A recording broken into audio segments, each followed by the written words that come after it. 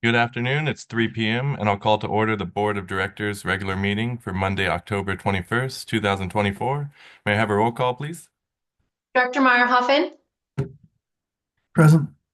Director Duff, Present. Director Martin, Present. Vice President Griffith, Present. and President Sewell. Here. Thank you. We have quorum. Thank you. Item 3, seeing that all 5 directors are here, we can skip that. And moving on to Pledge of Allegiance, if you'd please rise. Director Martin, would you like to lead us? Sure. Place your hand over your heart and join me in saluting our nation's flag. I pledge allegiance to the flag of the United States of America and to the republic for which it stands, one nation under God, indivisible, with liberty and justice for all.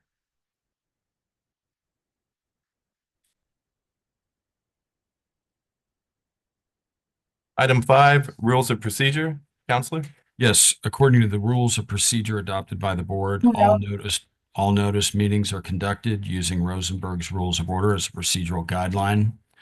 Directors should refrain from responding directly to public comments at meetings of the board. The president of the board presides at all meetings and decides all points of order and procedure during meetings. The president is responsible for the maintenance of order and decorum at all board meetings. No person should be allowed to speak who has not first been recognized by the president. No member of the board should speak more than once upon any one subject until every other member of the board wishing to speak on the subject shall have been given an opportunity to speak. No board member shall interfere with the orderly progress of a board meeting, and the board president regulates the amount of time to be dedicated to a particular agenda item. Thank you. Item 6, Public Input. This is the opportunity for members of the public to address the board on matters within the board's jurisdiction. Please limit comments to 3 minutes or less. State law prohibits the board from discussing or taking action on any item not listed on the agenda. Do we have any members of the public wishing to address the board? President Sewell, we do not. Thank you. Item 7, Desert Hot Springs High School Real Academy Internship Program.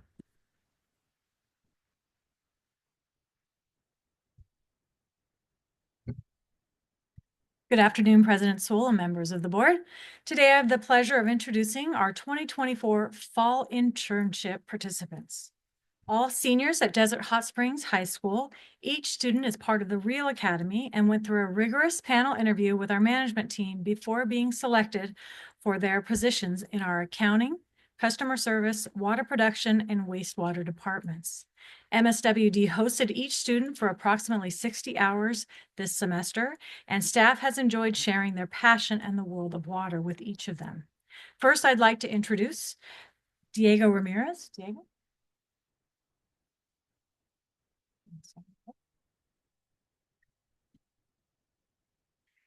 Diego grew up in Desert Hot Springs and plans to attend the University of Texas, the Universal Technical Institute after graduating to study engineering.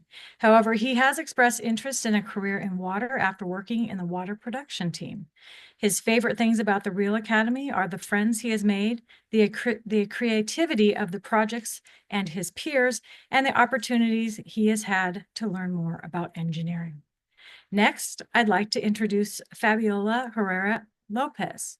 Unfortunately, Fabiola is at a tennis meet today. She made it to the DVL finals, and her tennis team is competing today, so she could not make it here. But we have enjoyed having Fabiola here for the last several weeks. She also grew up in Desert Hot Springs and plans to go to college after graduation to study biomedical engineering or mechanical engineering. Fabiola is determined to have a career that helps people. Her favorite things about Real Academy are the projects, especially the robotics, as she was part of the robotics team in middle school.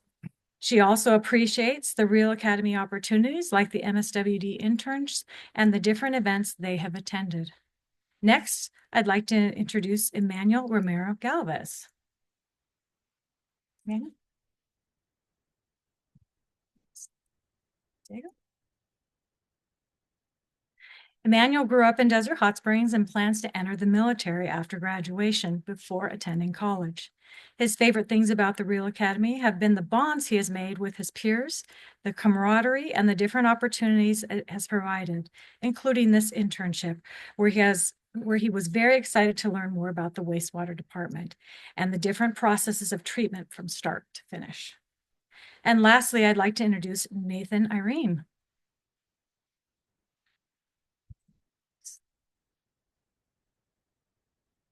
Nathan grew up in Desert Hot Springs in a large family and plans to attend college after graduation. He has enjoyed the friendships he has made in the Real Academy and the different events and opportunities the program has provided, like the internship here at MSWD. He has found it very interesting how integral the accounting department is for all aspects of the district, like the management of grant funding, payroll, accounts payable, and the work related to all of these projects. Next, Nathan would like to say a few words on behalf of the Real Academy students.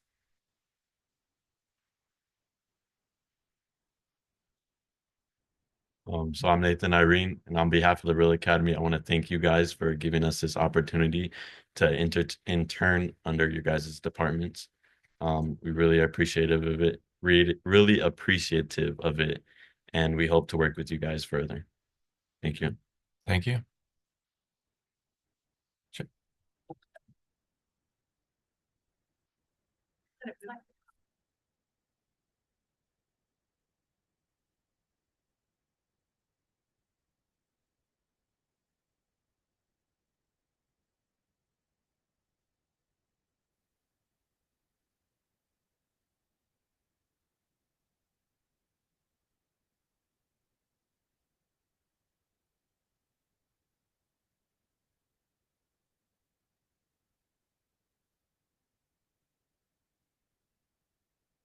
Just a big congratulations to all of you for participating.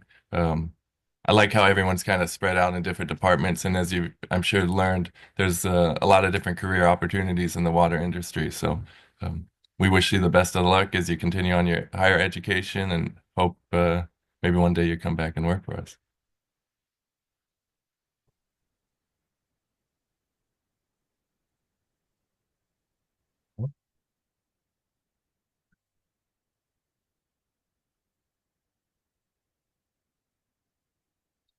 Mhm.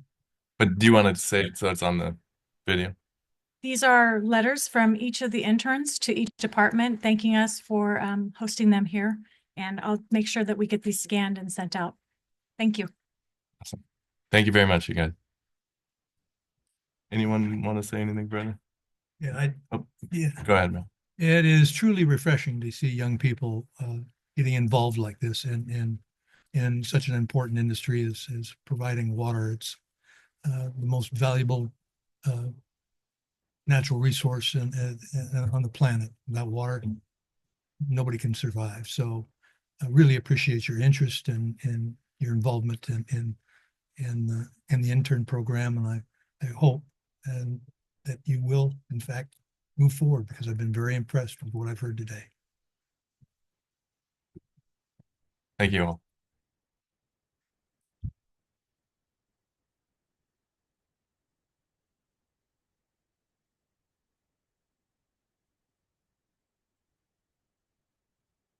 Moving on to employee recognition, item 8, human resources report. General Manager. Thank you, President Sewell. Today we have 3 anniversaries. They are not milestones, the 5, 10, 15, and things of that nature, but they are something that we wanted to acknowledge. The first is Kurt Kettenacker, the Innovation and Technology Manager, is celebrating 3 years. Thank you very much, Kurt. Also celebrating 3 years is Assistant General Manager Marion Champion. Thank you. And last, Danny Friend, Director of Operations, is celebrating 27 years. The management team and I generally appreciate, commend these employees for their dedication and commitment to our customers. So thank you, all 3 of you. Kind of convenient that they're That concludes our report. great. Do they want to say anything at all? I think Danny does. No? He doesn't want to say anything? I was, Moving on to action items, item 9, amendments to power purchase and lease agreements with Trident Mission Springs LLC. It is recommended that the board approve amendment number 1 for the power purchase agreement and amendment number 1 for the solar facility lease agreement with Trident Mission Springs LLC to design, build, and construct approximately 4 megawatts of renewable solar energy at 7 Mission Springs Water District sites. General Manager? Thank you, President Sewell. On Thursday, we had a discussion on this item. Uh, As you recall, this amendment allows us to break apart the projects separately. The term that was used in the original agreement was facility, not facilities. By amending this agreement, we will be allowed to bring these sites on individually and not have to wait or delay so that we bring them all on at the same time. Also, as you know, 6 of them are in NIM 2.0. One of them is REST BCT. We'll be able to bring that one on last as we wanted some flexibility to make sure to bring those on at certain times. With that being said, we do have Tim Holmes here from Kenwood Engineering as well as others if you have any additional questions to ask. Do we have any questions or comments from the board? Director Martin? Director Meyerhoffen? I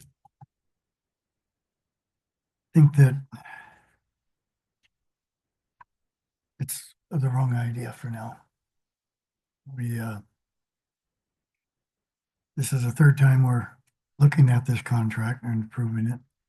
Seems as if though that kind of raises some flags for me.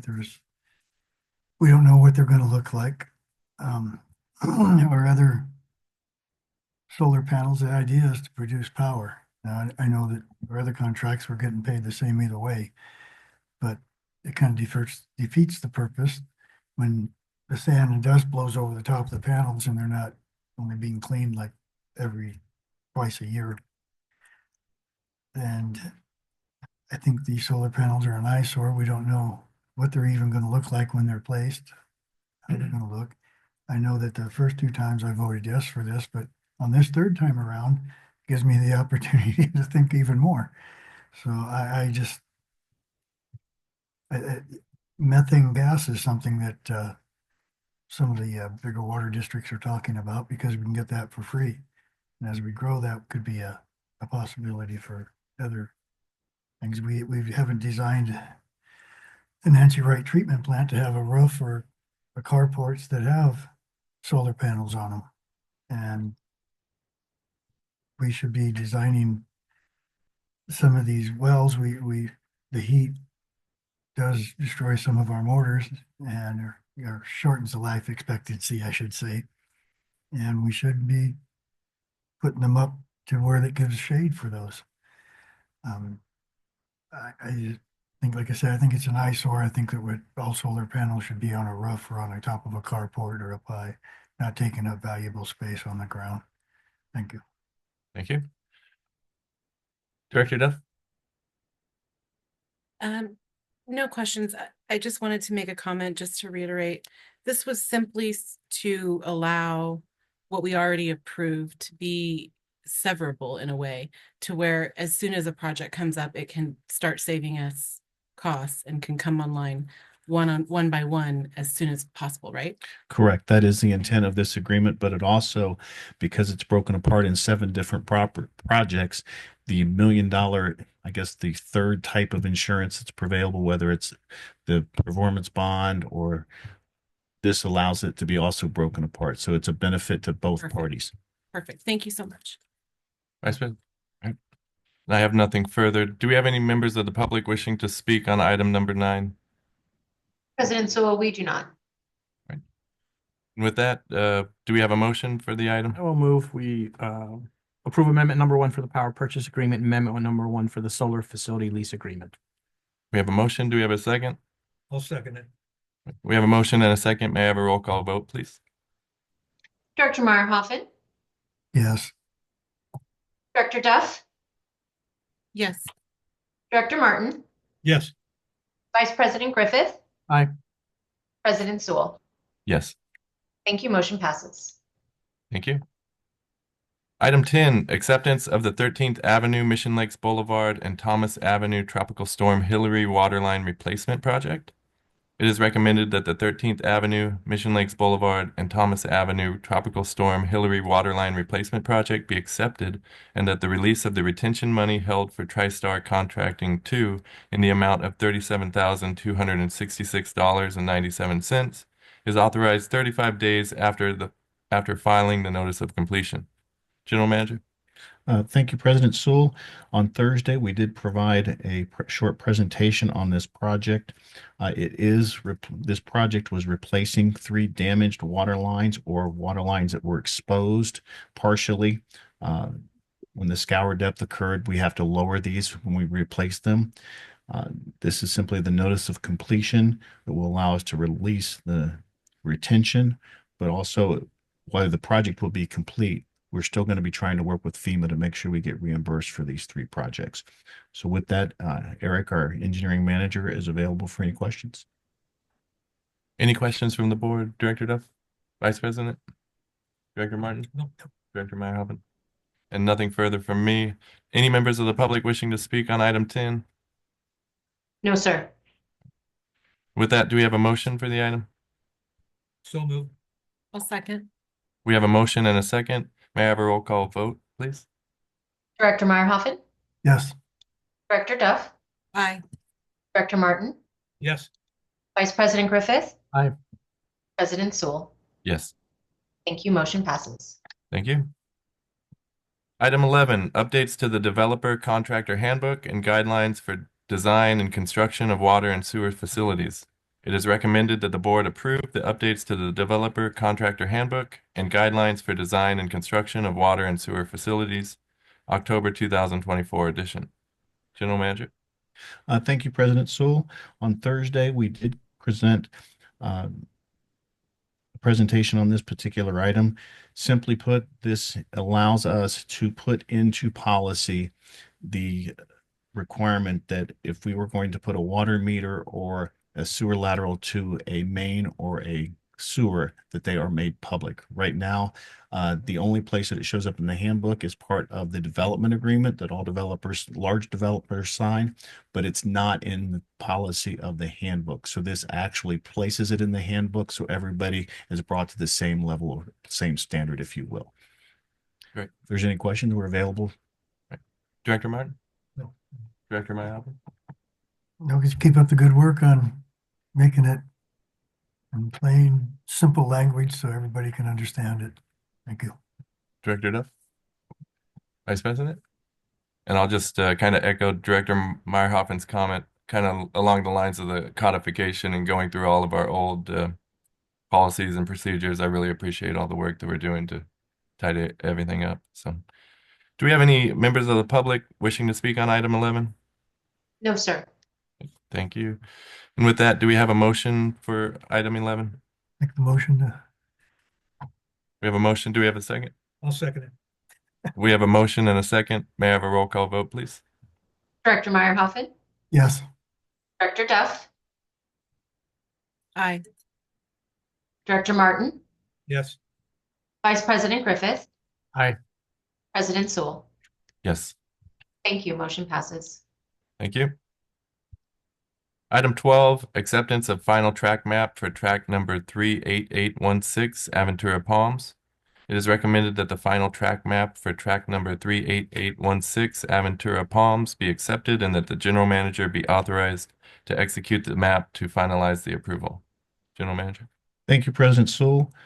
We did provide a presentation on this particular item. The track map has been reviewed by staff. One of the bigger questions was that there is a utility easement going between some properties. Just to reiterate, that is an electrical easement. It's not something that we're going to put our water main in. Our water main will be in the rights of way, so we'll have better access and not putting it in the rear easements. With that being said, staff is available for any questions. Great. Director Duff, Vice President, Director Martin, Director Myers. Any members of the public wishing to speak on item 12? No, sir. Thank you. Do we have a motion for item 12? So moved. Second. We have a motion and a second. May I have a roll call vote, please? Director Meyerhoffen, Yes. Director Duff, Aye. Director Martin, Yes. Vice President Griffith, Aye. President Sewell. Yes. Thank you. Motion passes. Thank you. Item 13, First Amendment to Contract Agreement with B81 Paving Incorporated for pavement repairs for water and sewer projects for the 2024-25. It is recommended that the general manager be authorized to amend the contract agreement with B81 Paving titled Pavement Repairs for Water and Sewer Projects for 2024-25. The amendment would increase the contract amount by $150,000 from $250,000 to a not to exceed amount of $400,000 and authorize the general manager to do all things necessary to complete the project. General manager. Thank you, President Sewell. On Thursday, our Director of Operations, Danny Friend, provided a presentation on this item. Just to summarize some of those discussion points, the $400,000 was in our budget. We simply just had a 3-year contract with B81, actually a 4-year total contract that we could execute. There was a difference between the 150, excuse me, the 250,000, 150,000 from the 250 to bring it to 400,000. This just allows us to go ahead and spend that amount that was already previously budgeted. Danny, do you have anything to add to this item? We are available for any questions. Director Martin, any questions? Director Meyerhoffen? No, I just happy that we're working together with the city. I know that was 2 years ago, Councilmember I was asking me or reminding me that the water district needs to continue to work together, and I think we're doing a good job of working together with the city on the paving, and I'm sure our residents appreciate it. Thank you, General Manager Macy, for getting this put together. Thank you. Director Duff? Thank you. I did have one additional question / thought that came to mind over the weekend on this that I forgot to ask on Thursday. With the increase, we talked about all the increases to our paving needs. That's why we kind of made the jump on it, which I completely understand. Were some of those from Hillary? Some of that increase from having to repave due to Hillary? To where we will be hoping to have some FEMA reimbursement as well, or is this not any of those projects? Good afternoon. So the actual work that was done in any of the crossings, especially Indian Avenue, none of this was covered by that. That was done by a different contract and a different contractor. The reason I explain that is on the 21st of August, 2023, we did have issues where we had no water. We had discovered a broken valve. And so we had to open up some of the street here off of Pearson Boulevard.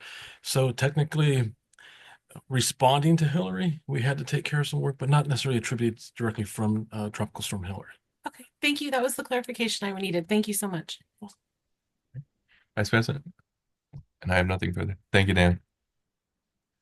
Do we have any members of the public wishing to speak on item 13? No, sir, we do not. And we'll be open for a motion for the item. So moved. I'll second. We have a motion and a second. May I have a roll call vote, please? Director Meyerhoffen, Yeah. Director Duff, Aye. Director Martin, Yes. Vice President Griffith, Aye. President Sewell. Yes. Thank you. Motion passes. Thank you. Item 14, award of contract agreement with OpenGov for budgeting, planning, and procurement software. It is recommended that the general manager be authorized to execute a 3-year contract agreement for budgeting, planning, and procurement software in the amount of $191,993.18, plus a 10% contingency for staff time for a total of $230,391.82 to OpenGov and authorize the general manager to do all things necessary to complete the project. General manager. Thank you, President Sewell. We did provide a presentation both by staff and OpenGov on Thursday. We talked about what the project intent was, some of the ways it was going to assist us in being a little bit more efficient. One of the key points that the board asked was to add 8 additional training hours to staff to make sure that we fully understood the capability of the software.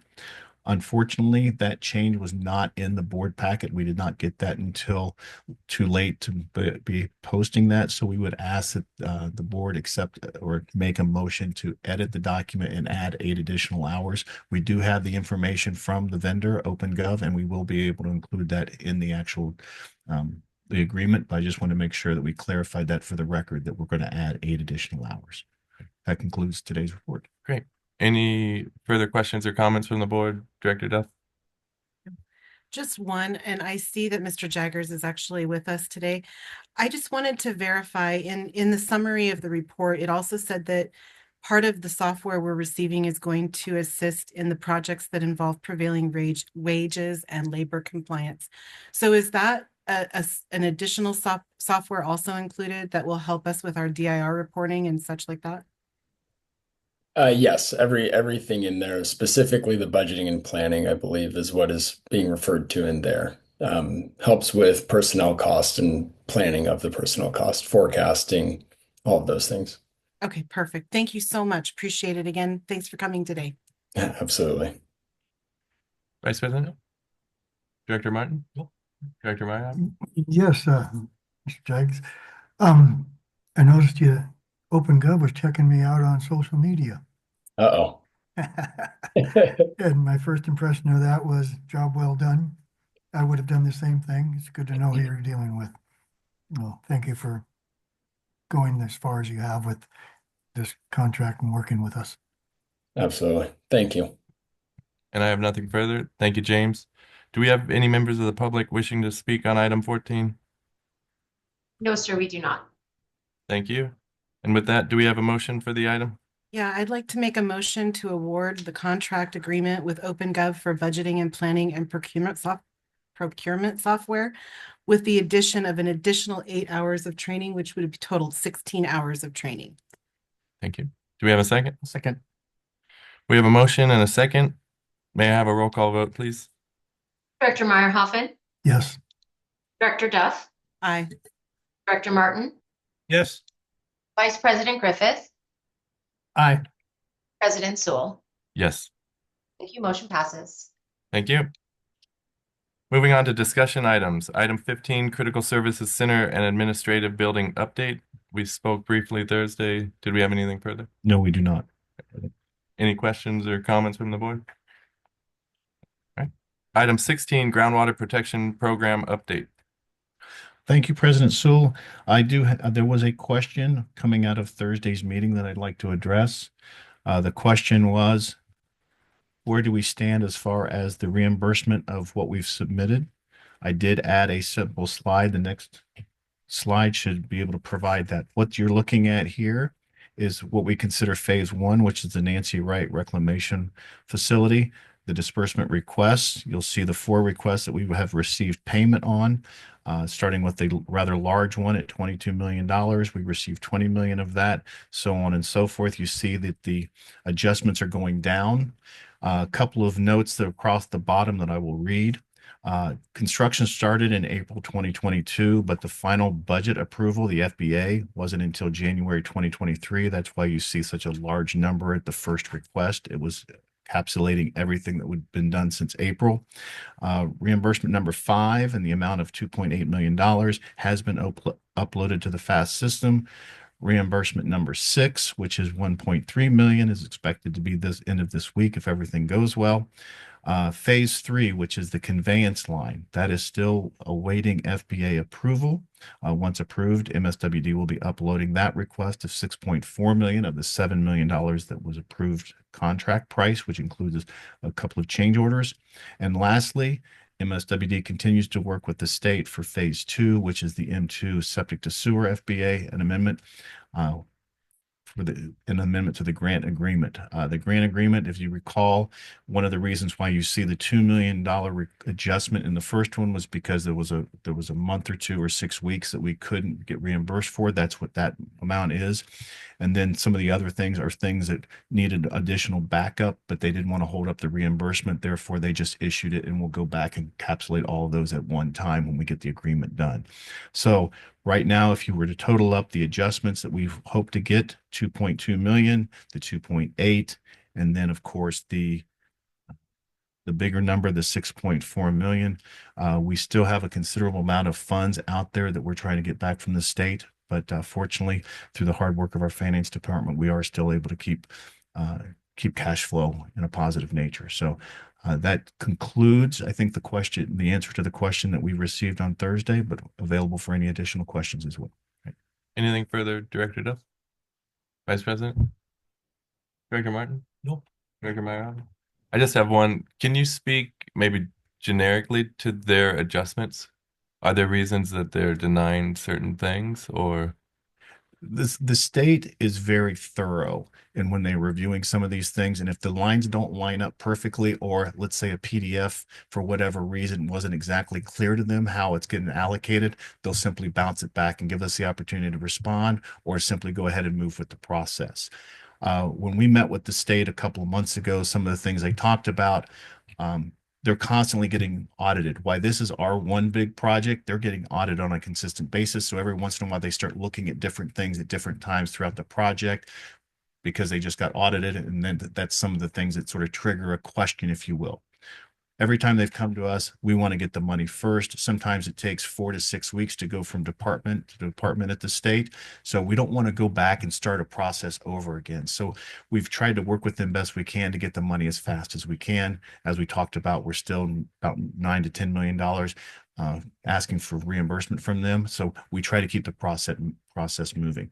As you can see, because we've been getting more and more familiar, the number continues to go down. We only had, I think, one invoice that was kicked back, and I don't know exactly what that reason was, but some of it is just additional backup or something that didn't line up perfectly with our disbursement request, reimbursement request. But you mentioned, I mean, there's potential that we still get that 2.2. Yeah, yes.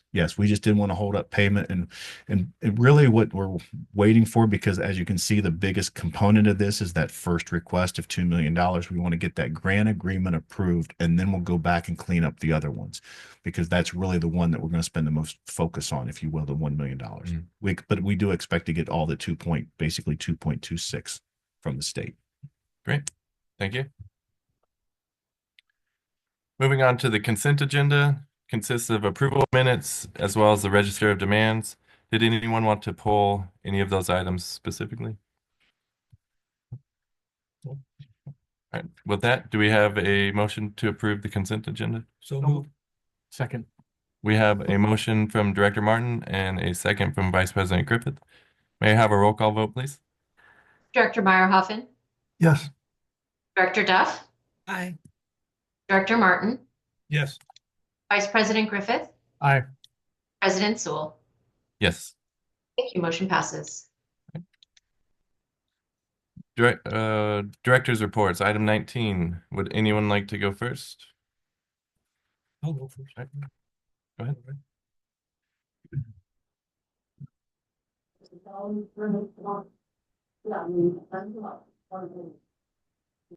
Okay, on the 5th of September, attended the Desert Valley Builders Association legislative meeting. It was a well-attended event as usual. Nothing earth-shaking to report. Good presentation by Marianne Champion on some of the issues we're facing. The 9th through the 12th, California Special District Association Conference.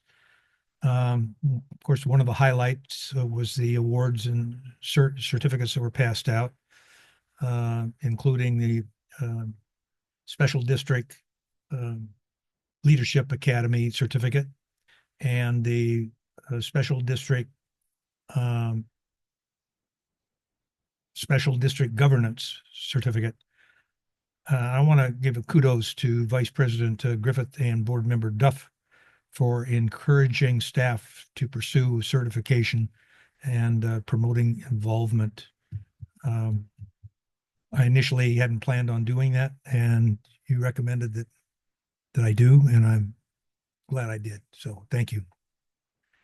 On the 13th, All Valley Mayors and Tribal Luncheon, well-attended event. The 17th, City Council meeting, Councilwoman Pye commended Mission Springs Water District on our certification at the CSDA conference. Of course, she was also a recipient representing the Cemetery District. I think we were the only water district, weren't we, to receive any accolades during that certification process, I believe. Only one in Coachella. only one in Coachella Valley. Yeah, okay, and it was very nice that she spent a significant amount of council time giving praise um, to the water district. Also, professional services agreement with 29 Palms. Farmers market for Friday nights on Pearson. They're going to have that's going to turn into a farmers market. That's kind of cool. On the 27th, ribbon cutting for the Nancy Wright regular water reclamation facility. That was awesome, and it was about time, and I was very happy with the turnout and the press coverage we got and stuff, and it was awesome. On the 12th, the DVBA luncheon, nothing to report there. That's all I have. Thank you. You want to just go down the line, Director Mayotte? Sure, that's fine. The planning commission meeting for the city was canceled. The yes, CSDA conference. I went to the one was an all-day conference for, so you want to be a manager. And it was very interesting to listen to the managers from different districts and the problems that they've had with their board of directors and where the managers stand kind of between a rock and a hard place sometimes. I think most of the time, really. But it was really good. It gave me a better understanding of what General Manager Macy's up to and what his job is and how I can make it easier. And it was a good all day conference there. I also attended another one where he talked about a director going rogue and what can be done about it. Well, it's almost an act of Congress if you can even get it that far to do anything about it. And so I'm glad we're all behaving ourselves here and continue with that. They also went to one where I won't go through all of them, but I went to another one that I found be interesting where First Amendment audits. And I thought to myself, well, if they want to come into this building, give us a First Amendment audit and looked at our drywall missing and the condition of the building. As far as I'm concerned, that's fine because it'll just justify why we're building a new critical service center down at the Horton treatment plant. It's very much needed, and I'll be glad when we get out of here if I'm still here when that happens. So there were a couple of other ones, and I'm glad I attended there, and I'm sure that the rest of the directors will touch on some of them that I didn't go to. We don't all go to the same ones. We get to go to wherever we want. We feel it's important, and I think that's a wonderful thing. And the next one was the workshop series. I did the easement one. I'm sorry I missed the other two there. I had a misunderstanding of it. But the easement was mostly on the laws, and that was very informative and how the districts and other agencies take care of the problems with the easements. And then the next one was about regulated drinking water contaminants. And what I got out of that mostly was the methane gas and how we can produce power from it. And I think it's very important that, and I'm glad to see that we're looking at keeping our water clean and making sure that we don't pollute the water table with our treatment plants, and we're going to be recycling and all the different ideas of how we can do that. It was most interesting. And then there was the ribbon cutting, the Nancy Wright treatment plant. There was a lot of other politicians that were there and giving awards, and our president and vice president had quite a photo op there. If they liked it or not, they got stuck right up there in the front and had their photos taken numerous times while they were presented awards. Where are all of those awards? We should hang them up somewhere. The wallpaper on the wall won't hurt. So that was a nice, outing. It was nice to see, Nancy right there and her family. And the next one down was, EHS Planning Commission. Duff. You attended that. Okay. Huh? Did I get my, oh, it was this month it was canceled. Well, I'll let you report on that one then.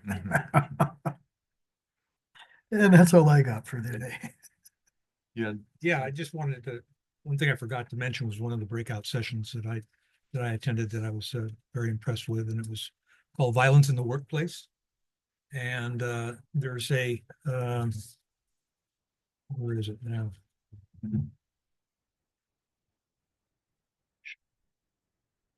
Oh, yeah, here it is. Um, there was a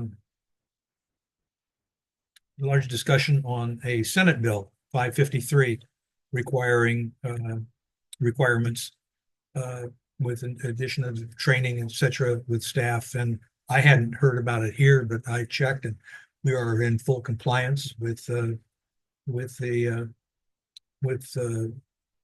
Senate Bill 553, and it was nice to note that we remain on top of things, and that's good. So that's all I had to say. Thank you. I can go next. I had also attended the CSDA conference September 9th through the 12th.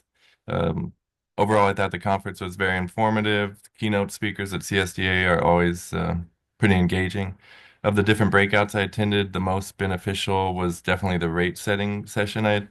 There's a lot of talk about making sure to have a financial master plan and an emphasis on making sure you continue to do rate studies frequently.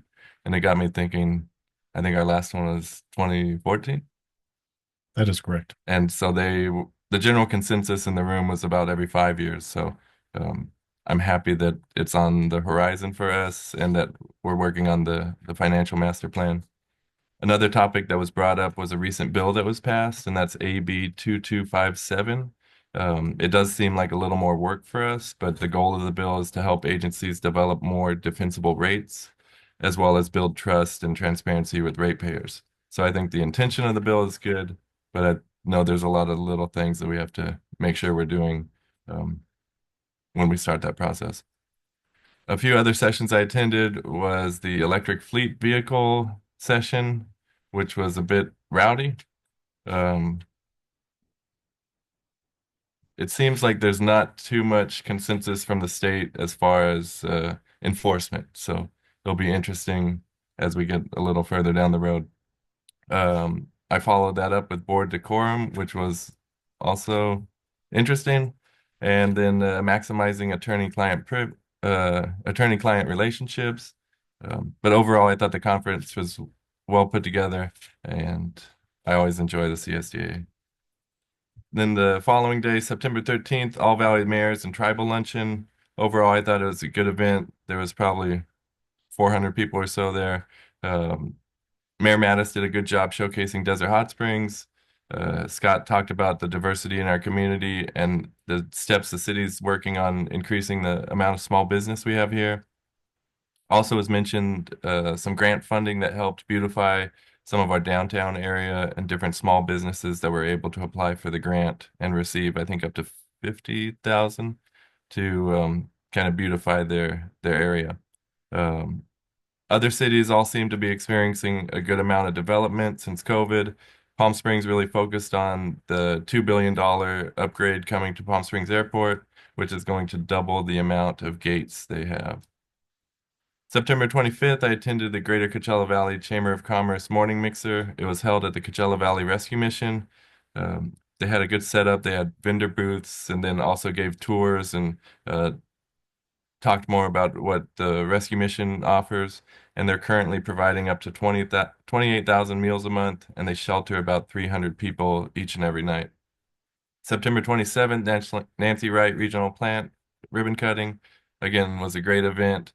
I've said thank you to staff a handful of times, but I want to say thank you to Vice President Griffith for taking the role of MC, and I think you did a great job. And with the heat, we were in and out of there, and kind of very efficient. So thank you. And that's all that I have to report. Vice President? Okay, bit of a busy month. September 3rd, I flew to Sacramento with General Manager Macy to meet with the Department of Water Resources to discuss our grants and some holdups and the reasons for that and see if we could expedite that, which I think we made some progress. Also attended the CSD Fall Conference, I always go to the ones on the Brown Act because there's always some kind of little nuance that you're going to get at every single one. And I wish I could really read what I write because there's a lot of stuff here and it's going to take me forever, which I'm not going to do today. But I did that. I did do one First Amendment and social media, talk about board and social media interaction. I did also the one on rate setting. And then I also did a web accessibility one, which is a really, really big topic. I took the most notes on that, I think, because a lot of the others, when you go to conferences all the time, sometimes you get similar courses that give you similar information. So maybe you learn one thing new, but then you hit one where you haven't gone to it before. So you take 5 pages of notes. Also did the one on decorum and civility. Got some great pictures while I was there. And then attended the legislative sessions about the different bills in the state that will affect us or may affect us, and it is an election year, so some of that was very important. I talked a lot about assessment districts. I want to congratulate my fellow board members for their certificates in special district governance. Thank you so much for pushing for that. Also want to congratulate the district. We got 2 awards that day. One was a district of transparency, and the other was a district of distinction. We only got the silver level, not the platinum, because somebody let me down. But I won't say anything right now. But that will be rectified next year.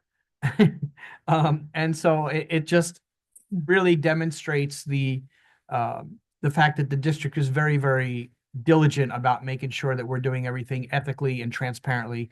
And to get these awards, again, first, only water district in the Coachella Valley to get these. So congratulations to us all. Let's see, that was conference. I did do a DWA meeting on the 17th. And let's see what I have. They talked about their winter pipeline replacement project.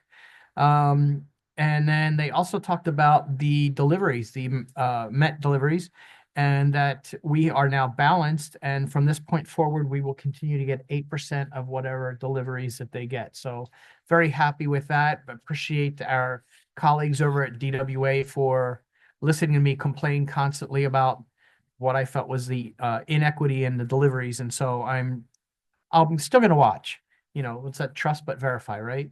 And then also the Nancy Wright Regional Water Reclamation Facility I attended with a lot of other people. It was a fantastic thing. And for Nancy, she hasn't been here for 2 years, so I brought little Nancy to join us today. Okay, if everybody remembers that. That was the prize that everybody got. It was a very, very, very hot day. It was a very long day, and it was a very exciting day. And so I was glad to be part of it. And that is all I have. Director Duff? Oh, hard to follow you. You have everyone laughing. All right, I'm going to try and keep this short. It was a very, very busy month for me. A couple things. Let's see. We'll start with the first of the month. September 3rd, I was a substitute for Vice President Griffith and attended the DWA board meeting. They had a lot of conversation initially about their domestic water system general plan. The last time they had a plan was in 2008. They were supposed to have redone a 10-year plan in 2018, but postponed to 2020, then got hit with the pandemic. And so here we were in 2024, and they were approving the 2020 plan. So hopefully they'll be able to get back on track because they're concerned with some deficiencies in their reporting. The last thing on that meeting that I'll mention was something that was publicly stated by President Ortega for our board's benefit, I believe. He made public comment in regards to the DWA Board of Directors handbook. He addressed public comments that had been made by one of their directors that had caused great concern. for his sister agency. He wanted to, and quote, let him be very clear that what was experienced recently was nowhere near the policy of the DWA board, and reminded every board member to be very careful for what they said and to who. I also attended CSDA on the 10th and 11th. I really, really appreciate and enjoy going to that conference in particular. It is always educational, even if it's something that you've heard a couple conferences in a row. I always get something new from their perspective, and I really appreciate that. Also want to thank Vice President Griffith for his push. Our very first CSDA conference, he looked at me and said, let's do this leadership program. We're already here. Just make sure you scan your QR code. Let's make sure they know we attended these classes. We have to be here anyway. And I didn't really pay much attention, but thank you, because it got us off on the right track. And I think that it says a lot with the hours that our staff had to put in for those awards that everyone's talked about. It says a lot for the effort that goes into it in and of itself. The amount of documentation that they have to provide, that our staff has to gather and provide and create and make sure is correct, all for review by these outside individuals who then decide whether or not what we did was enough. And to receive that designation is really something we all should be very proud of, and I think should continue to encourage every entity around us to strive for the same level of excellence, as I know we're going to continue to expect more and expect better. Let's see. Moving on from there, on the 10th, will refer to the Planning Commission meeting in which Director Meyerhoffen, several staff members, Vice President Griffith, and myself did attend after CSDA. That was when our Critical Service Center presentation was made for Planning Commission, and we received all 5 of their members' supports. So that was nice to have, as long as we don't have any invasive grasses in our landscaping. They wanted to make sure that was clear. Let's see. On the 12th, I attended the CVAG and CVCC meetings down in Palm Desert. We had guests from the Air Quality Control Board, as well as EPA and some other government agency representatives that were long awaited to attend in person to hear the public outcry of concern over the air quality in the valley, especially post-Hillary. The sediment and the air quality concerns they're feeling are going unanswered and unacknowledged. And to be honest, I think that the Southern California Air Quality Control Board heard loud and clear that all of us on that board did not feel their speech made any of us feel any better. They were referring to the PM10 particulates, and that's what the government says they have to monitor, and that these obviously are not that. And so they don't know what they are, but they're not that. So they heard loud and clear from all of us here in the Valley that that's not acceptable. We want to know what it is. We want to know what we can do about it. And that was a very well-attended CVAG meeting. On the 18th, I attended part 1 webinar with Aqua on general counsel roles. It was very informative, reminded us of who the client is and the basic parameters of that relationship. I think it's important that, as Director Meyerhoffen earlier had mentioned, learning, what our general manager has to go through. It's important to also understand the shoes in which our legal counsel sits in, and to have 5 of us as your boss, but then answer to a general manager, and having to know that your client is actually the district as a whole, and having to keep all of those responsibilities and hats separate, I'm sure can be difficult at times. So again, gained appreciation through that education there. Also attended on the 25th, the San Gorgonio Pass Regional Water Alliance meeting. And that meeting was fairly standard. They were talking about some updates on their chromium-6 studies going on in Banning, and all the water being moved around in that area. Also an update on the site's reservoir, and then an invitation for myself and General Manager Macy to attend their San Gorgonio Pass board meeting workshop on the Cabazon extension feasibility study, which we attended, and I'll address in just a moment. I also attended on the 25th the Aqua webinar. It was a CLE workshop on the regulated drinking water. I'm sorry, I think I got a little messed up here. No, regulated drinking water. And one of the things I found interesting about that is they were discussing in our wastewater segment that although it's been pretty clear the big problems with PFAS as far as 3M and DuPont, there haven't really been any accountabilities held by the manufacturers of laundry soap, which are the biggest contributors to PFAS in our wastewater system. And they talked about the potential need to look at legal resources to address holding those manufacturers accountable to address our need to be able to remove PFAS from our wastewater system. So something for us to keep an eye on in the future. Let's see. Also attended the ribbon cutting. Staff did a wonderful job, and our VP was a great MC and did a beautiful job keeping everyone moving. And as we were all melting to death. So thank you for that. And thank you for our assistant general manager for fighting on getting that tent for us. Appreciate what you had to go through to get that up, but I think we all would have been really a big puddle if we had been sitting out there without that shade. So thank you again. And let's see.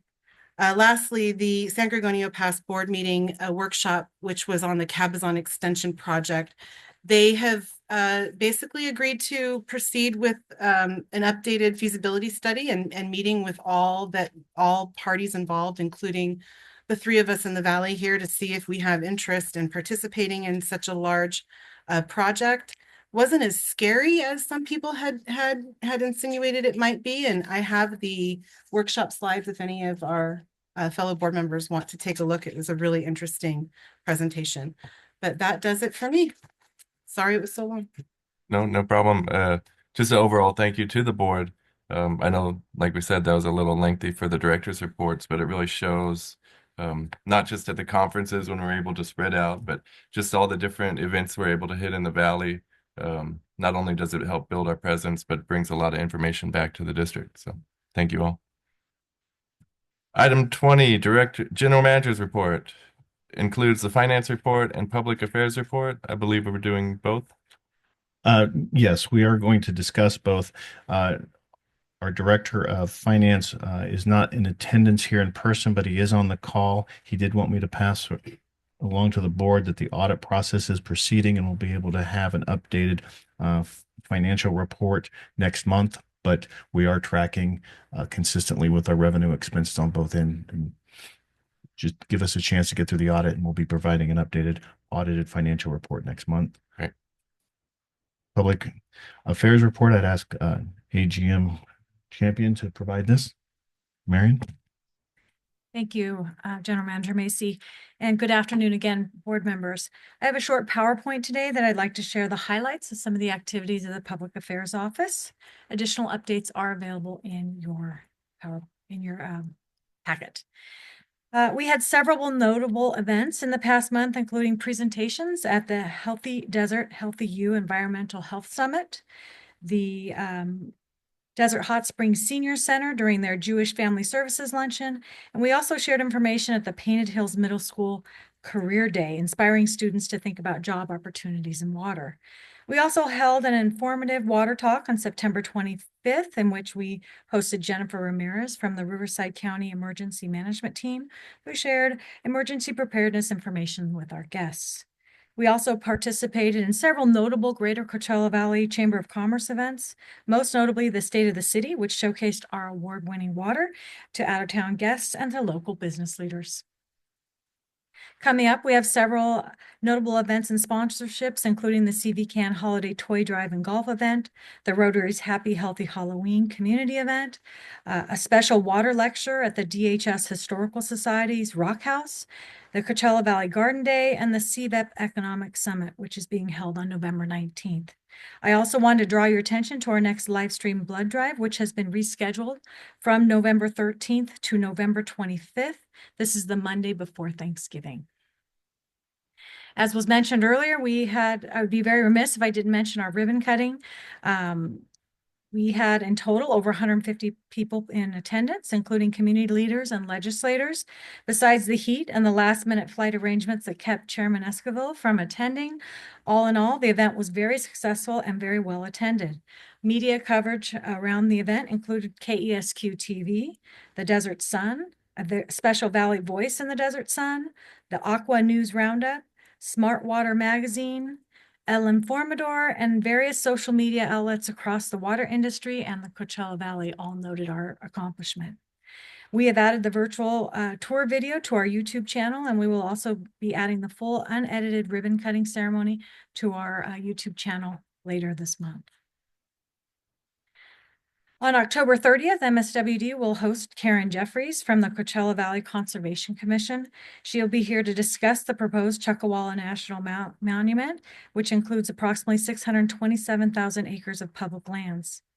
It is located south of Joshua Tree National Park and reaches from the Coachella Valley region in the west to near the Colorado River in the east. RSVPs are already coming in for more information or to register. Residents are encouraged to visit mswd.org/water talks. Throughout the state, water professionals were recently recognized for their hard work and dedication to protecting community health. As part of the designated week, water and wastewater agencies are encouraged to organize programs and events that educate California water customers, elected leaders, and other key audiences on the value of water and wastewater services and the important role water professionals play. It's also an opportunity to showcase careers in the water industry. For MSWD, this included a gallery of photos and several social media posts highlighting the important work of our staff. This included MSWD's field service team, who performs many duties in the field, such as checking, reading, installing meters, testing backflow devices, assisting customers with high bill investigations, and leak issues, to name a few of the many tasks they take care of on a daily basis. Our dedicated customer service supports customers in every way possible, whether it's in person at the lobby or in the phone or through the convenient online customer portal. The administration team consists of dedicated professionals from various departments and roles, including administrative assistants, executive assistants, contract analysts, information technology, GIS, and programs and public affairs. Our skilled construction and maintenance team handles everything from construction and maintenance to emergency mainline repairs. They also install and maintain and repair water facilities, operate equipment, and respond to public emergencies like mainline leaks and breaks. Our Facilities and Fleet Maintenance, which is part of C&M, also works on district vehicles, equipment, buildings, structures, and landscapes. MSWD's water production team performs various skills involved in the operations and maintenance of valves, pumps, wells, hydrants, booster stations, and reservoirs. They also conduct regulatory water sampling to ensure clean, potable water for our customers. Our wastewater and collections team provide a wide variety of tasks involving the monitoring, regulation, maintenance, and operation of the district's wastewater facilities and equipment, while our skilled engineering team handles everything from water infrastructure design to construction management, ensuring reliable water and sewer systems for the community. Now, I know that sounded like I skipped one. Our finance team handles the district's annual budget, payroll, water and sewer payments, and vendor invoices. They also assist departments and vendor management, bids, reviews, and work closely with independent auditors to ensure compliance with state and federal guidelines. I know that sounded like a lot, but that is a lot for us to celebrate in 1 week. But we were very proud to showcase all of these different departments through our social media. Our September 2024 customer newsletter included articles on groundwater protection, emergency preparedness month, and our Help to Others customer assistance program. Our October 2024 customer newsletter will be featuring our Customer Connect portal, specifically how it can be used to detect and alert customers to potential water leaks, our regional plant ribbon cutting, and our CSDA Transparency and District of Distinction Awards. And as you may have probably already aware, all of the calendar drawing entries have been turned in and scanned for our 2025 groundwater protection and water conservation calendar, which is currently under design. I anticipate being back to you in December to introduce our winners. And in the meantime, here's a sneak peek at some of the entries.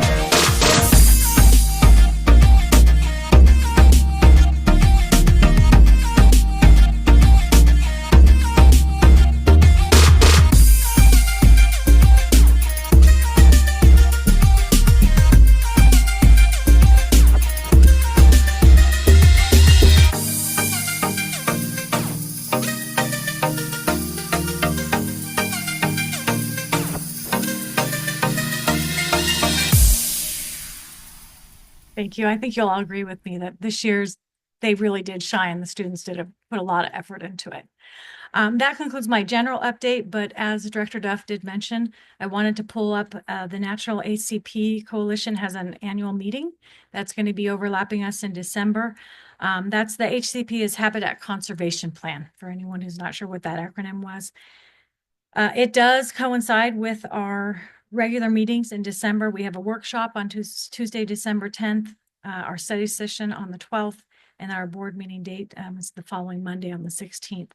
But I did want to bring that up so you guys could discuss that. Should you want to take action and make any of these compensable, we could take that up at the next meeting. I don't know if you want to open up for discussion now. Yeah, I think just because the next meeting would take place already when this is happening. So should we? Yeah. I think it closes on the 30th. September 30th. Uh, That's actually early bird, registration. yes. I think the other closed October. I have to go back to the website. I apologize, you guys. But if there's interest in any of you attending, that would be great. But my main reason is I am going to attend on behalf of my invite from CVAG and CVCC, but it does affect our workshop and my ability to attend the study session. So I was hoping we could potentially look at our schedules and see if we could do the study session on Tuesday, the 9th, and potentially cancel the workshop. Just something to think about and look at your schedules and staff check as well, just so that we can make everything happen. Just throwing it out there. Yeah. Well, we have till the end of the month to register. That's my So- understanding. If staff could see if there's what would work as far as dates, if everyone else is in consensus. Well, I would suggest rescheduling rather than canceling the workshop, and so that would be better. I agree, we didn't have I'm sorry. That's I agree, we didn't have a workshop last month, so I think we're due for one this month, or next month, I should. We didn't have a workshop this month. did we? December. And that's a heavy month anyway, so I wouldn't have an issue with that. If I may, if we can just get back to whether who's going to attend it, and then because we have time in November, we can then talk about the event itself, how we're going to handle future workshops or future meetings, and then of course if it's a compensatory event as well. The other thing that was on the dais today was it's also in December. It is the National Ike Institute Award of Merit that Mission Springs Water District is going to receive on December 5th. That's in a conflict with an aqua event, but again, just putting it on your radar, it will be added to the calendar of events to see who would like to attend this event.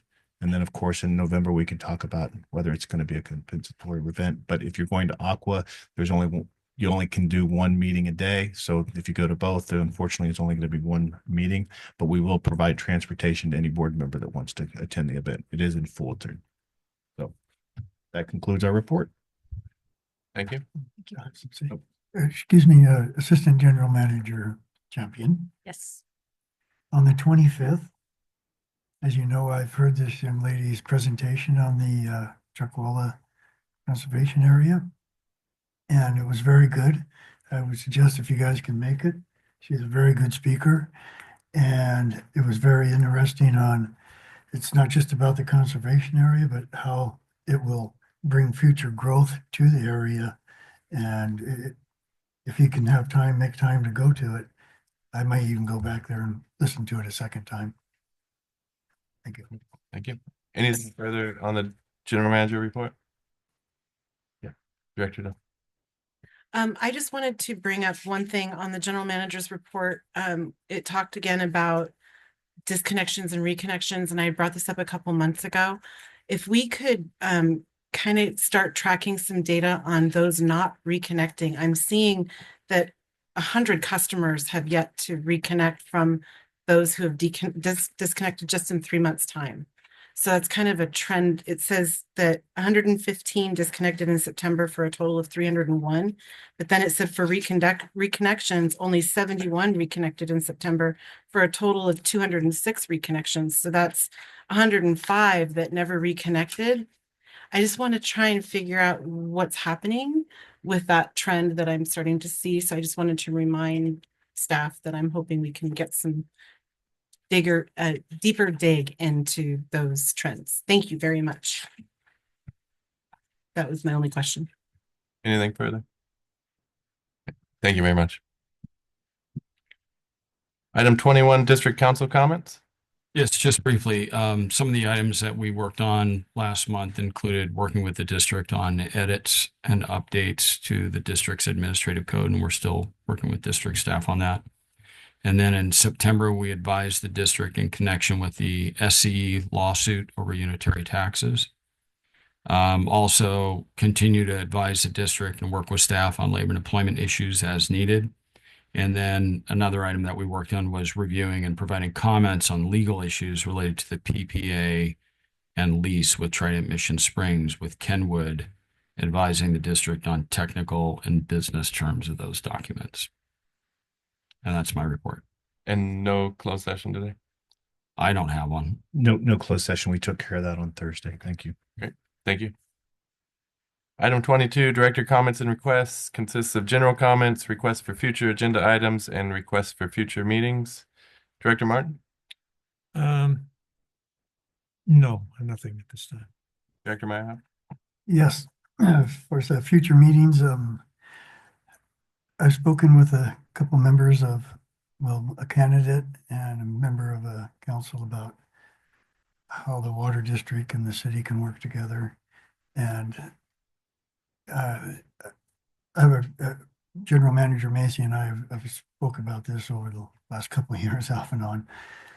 And I think what we really just need to do at a workshop is just come up with a general idea of what it's going to take to go down the freeway and put water there and sewer, which is, as we know, it's in a flood area, but they think that some people, well, anyways, we'll get into that later, and what it's going to take to get proper water pressure and where the sewer line is up there by Highway 62 along Worsley Road.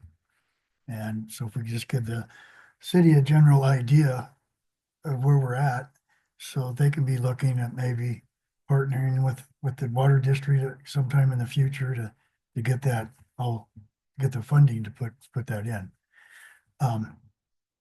Now, I'm glad that DWA has made some rules there on, shall I say, on what they want their directors to be saying. I was at a meeting here just a couple nights ago. And after the individual left, I found out that somebody else said to me, we're not supposed to drink the water. This was the second individual, not the first one. And I simply replied, well, the water is regulated by the state. So before we can get it to your house, it's all regulated. We're being watched very closely. So if you don't trust the state, and put yourself in reverse osmosis system in. Other than that, I don't have anything else to tell you. Everybody has a different taste buds. So if you're concerned, then protect yourself with a reverse osmosis system. Probably get one for under $400 and move on to something positive.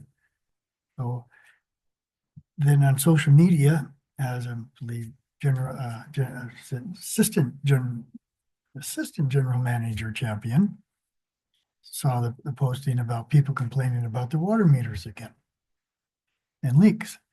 I checked into the equipment that these people use the companies use for finding leaks. And I actually witnessed where they couldn't find a leak in this guy's place. And eventually it came up through the ground and they knew where it was at. So they got charged $350. The people that pulled up in the fancy van with all the names and charging $350 couldn't find the leak with their equipment. I called one of the manufacturers of the equipment And I asked him this question, how's your equipment work, and kind of got into a few details. And then the bottom line was, so does it always work? The answer was no. So if you have a problem with your meter, call us, do what they can for you. Our customer service will do whatever they can and send somebody out there to look, turn it off between the house and the meter and see if you still have the meter still going around, and when you turn it off at the house, and then that'll help to narrow it down. So if anybody has any problems with the water quality and you think it's not good to drink, then bring that evidence to us. Bring it up before the camera and give it to us. And if you think that we're overcharging you, well, I think twice and check again for a leak. That's all. Thank you. Thank you. Director Duff? I just wanted to thank staff again for all their work on the many events that they've all had, and also for future meetings. And I don't know if general manager agrees at this point, but we may want to bring well 33 solar site onto the agenda regarding maintenance contract issues in the future, if we need to take further action to get that taken care of. I believe we're working with Kenwood Energy to put together an O&M agreement or RFP for that. We've been working several different avenues to try to get that up and going. There was even a concern that maybe Total Energies could still participate. However, with the recent bankruptcy, that has now been exhausted. So yes, we are going to go through an RFP process. Then I don't need anything further on that. And then lastly, just general comment, everybody, we won't see you until after. Go vote. Go vote. Thank you. Vice President? Well, I was going to say that, but I won't now. Interesting that Director Meyerhoffen talks about what our GM goes through, and I think this is a cakewalk for him because we are all so easy to deal with. Don't forget to vote. Happy Halloween. I'll see y'all next month. Thank you. And I just have a quick shout out for families and anyone with kids that this Saturday, October 26th, Rotary's putting on a Happy Healthy Halloween at Mission Springs Park. Starts at 5 p.m. There'll be lots of vendors and food and candy and obstacle courses and bounce houses. And you name it, come out. It's from 5 to 9 o'clock. Okay. With that, no closed session today. The meeting is adjourned. Thank you.